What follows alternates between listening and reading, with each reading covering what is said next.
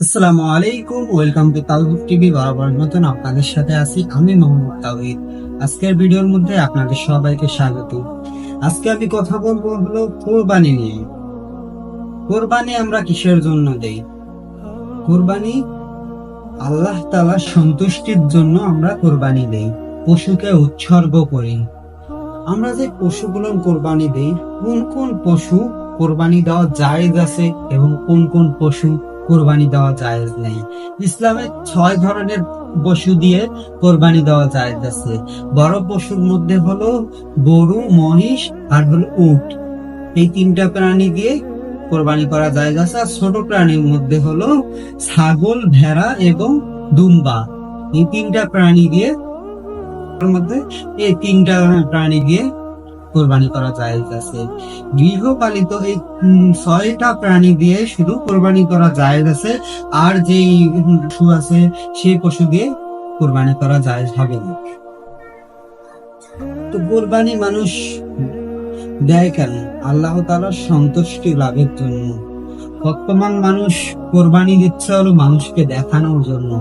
আর বাংলাদেশে তো একটা ট্রেন্ড, ধরেন প্রতি বছর বছর একটা নতুন নতুন একটা জিনিস আমরা দেখতে পারি। গরুর নাম রাখে মেসি, গরুর নাম হলো রোনাল্ডো, আরো কত কিছু নাম। আবার এক একটা গরুর দাম তো গরিবরা শুনলেই একবারে মাথার উপর থেকে আকাশ মানে সরে গেছে এমন অবস্থা। তো গরু আপনি 1 কোটি টাকা দিয়ে একটা কেনার থেকে আপনি যদি ওই 1 কোটি টাকা দিয়ে 50টা গরু ধরেন, 50টা গরু কোরবানি দেন, এতে গরিবদের হক পূরণ হবে। আপনি একটা দিয়ে না, আপনি 50টা গরু দেন, তাতে আপনার সওয়াব বেশি হবে। আপনি যেখানে 10 জনকে আপনি এই অবস্থা খাওয়াইতে পারতেছেন, সেখানে আপনি আরো 100 জনকে খাওয়াইতে পারবেন। এতে আল্লাহ তাআলা সন্তুষ্টি লাভ হতে পারে।